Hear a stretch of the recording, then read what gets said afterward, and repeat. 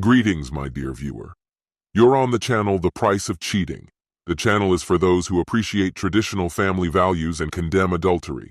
So be sure to subscribe to the channel. Let's get started.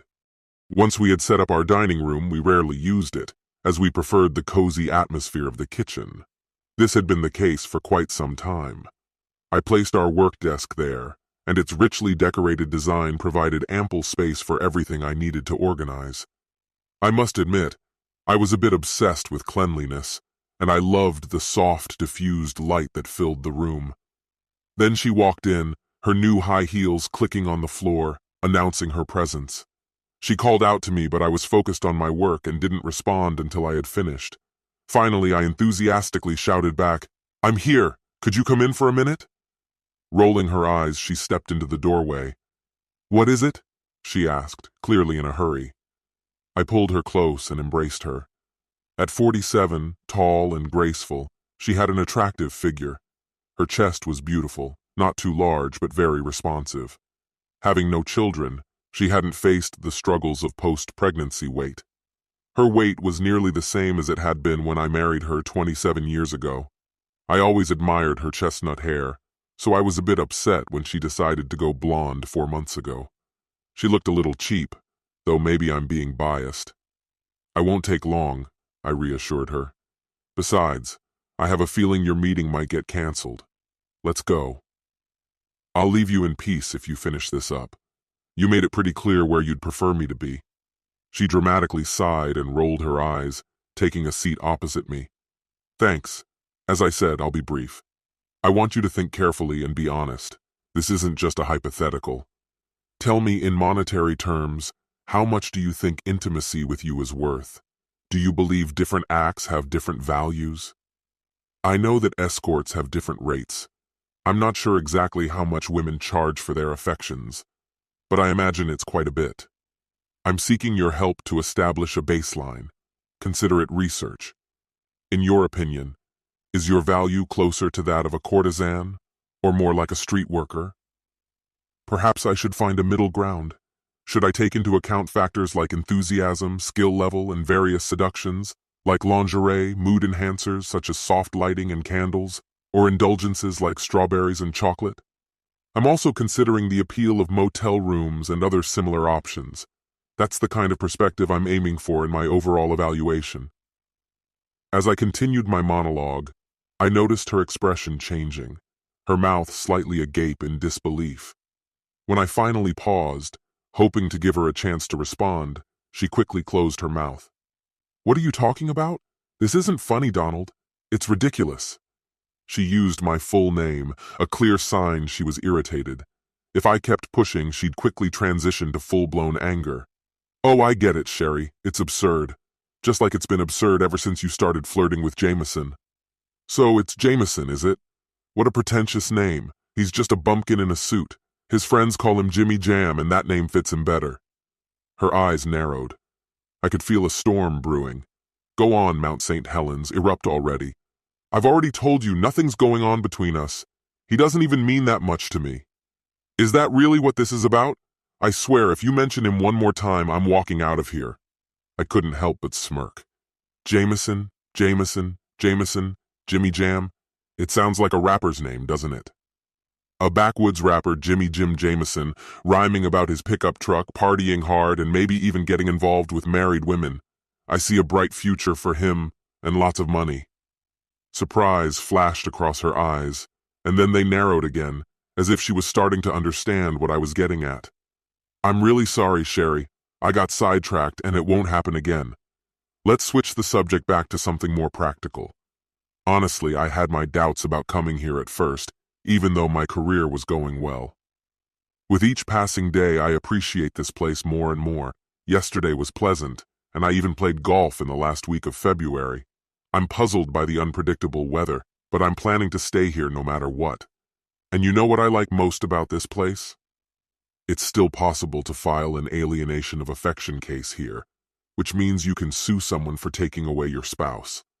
After all, this is one of the few states where it's still an option. Although it takes a unique set of circumstances to win and receive compensation, it's an intriguing possibility. That's why I dove into this research. I want to prepare a comprehensive report outlining the types of behavior in question, their frequency, and the methods I use to gather the data. I have a few video recordings and several witnesses, which should form a solid foundation for my conclusions. However, it would be very helpful if you could clarify how much you think a night with you is worth, almost like a consultation with an expert. My lawyer found my initial idea amusing, but ultimately acknowledged its potential significance, citing precedents. This could potentially change how people view this type of lawsuit. Raising the financial stakes might lead to more settlements, benefiting the lawyers and making it easier for judges to determine appropriate financial payouts. I need your cooperation on this matter. Otherwise, my lawyer will make sure your involvement is outlined in detail, step by step. These are the kinds of statements I want to hear, and you should consider the small advantages you might gain. Once the separation and divorce papers are signed, the clock on any expenses will stop. We won't even bother you with serving official notice. It's simple enough. Just visit his office. Think in advance about how much you and Jameson can save on gas and hotel expenses if you start living together. By the way, he does have a spare bedroom if he can convince his wife to agree. Incidentally, I've shared my findings with her, and she plans to use them in her case against you, so you might want to meet somewhere else. You could even split the attorney's fees with her. His eyes fell on Sherry, unconscious on the dining room floor. It wasn't so much a fall as it was like a balloon deflating as she sank down. So much for being an expert consultant, but that didn't matter anymore. The documents I prepared speak for themselves. I printed out my research, neatly folded it into a folder, and placed it on her chest. She'll find it as soon as she comes to. In the meantime, my lawyer, Mrs. Jimmy Jem, and I are off to dinner at the best BBQ spot in town. I hope Sherry understands that once the door closes behind her today, there's no turning back. I need to change the locks. Honestly, it's gotten to the point where I can't even enjoy a meal. Sherry's called 10 times, and I've had to mute her. At that moment, Mrs. Jimmy Jem was telling one of her funny stories about her wandering husband. She mentioned that she's considering writing a book called Life with a Dog. It turns out Sherry isn't the only one in his life. She offered to give me the addresses of the other wives so I could share my plan with their husbands once mine is ready. After all, we wouldn't want everyone flipping the script at the same time, right? I refocused on her story. Things were far from simple. Sherry wasn't ready to end the marriage. She was genuinely remorseful, insisting it would never happen again and that she had learned from her mistakes. For 5 months, she fought to save the relationship, but eventually, she gave in, signed the divorce papers, and went back home. By the time the process started, Jameson had attracted media attention, and the judge, an eccentric old-timer with 2 ex-wives, allowed me to testify as a witness. The courtroom burst into laughter when he tried to blend into the background. Surprisingly, he turned out to be quite wealthy, owning half a car dealership, and I ended up receiving a larger settlement than expected. Mrs. Jameson got the house and a quarter of the dealership. When it was all over, she shared my findings with the other 3 husbands, and it turned out he was lucky to keep his job as a car salesman rather than owning a stake in the dealership. For almost 3 years, I avoided women until I met a fiery redhead from the countryside, a widow with 2 young sons. I started coaching her kids in soccer when a friend convinced me to give it a try. At first, things didn't click between us, but over time we grew warmer toward each other. She often teased me about my chivalrous gestures in public, like holding doors open, pulling out chairs at restaurants, and always being attentive in social settings. She kept joking until our 3rd date when I finally lost my patience. I told her, "If you don't like being treated like a lady, that's your choice. But if you're with me, I will treat you that way. If you want to be treated poorly, go back to where you came from." She looked confused but quietly waited for me to open her car door, and we drove home in silence. Later, as I walked her to her door, she apologized. I did my best to explain my point of view. I was raised with certain values. My grandfather believed that women should be treated with respect, in public, like a lady, in private, like a partner, and of course he had his own views on intimacy.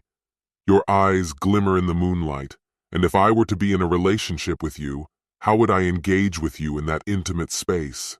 I would cherish you as an incredible individual, focusing on making our time together truly unforgettable. My goal is not dominance or control, but rather to be a lover who leaves you completely fulfilled. But I feel we haven't reached that moment yet. Do you know what might be holding you back, my dear? Overthinking. The next morning we were late picking up the boys, and her mom gave us a knowing smile. A year later, when we gathered them around the table to share the news that in 5 months I would be their new dad, they burst out in joy. We had a playful relationship, and I joked with the eldest, telling him he would be the one to carry the ring. The youngest was curious to know what his role would be. "What will my part be?" he asked. I replied, "Well, we'll need a flower girl." "Mommy, Daddy wants me to be the flower girl," he exclaimed. I reassured him, "You'll look absolutely stunning in the dress." He seemed on the verge of tears, so I took him into my arms and sat him on my lap. "I was just kidding, son. How about you carry the ring and your brother will be the best man?" No one objected, and that's exactly how it went. 5 years later, it's amusing to hear them grumble about having to look after their little sister. After that, I never saw Sherry again. According to my older brother, she lived alone and worked 2 jobs to support herself. After the divorce, it was as if she disappeared. And you know what? I don't regret for a second that Sherry cheated on me and our marriage ended. I'm even grateful to her because now I'm truly happy with the woman who gave me a daughter. The only thing I regret is wasting 27 years on someone who didn't deserve me. This concludes the story. If you like it, then put your powerful like and subscribe to the channel.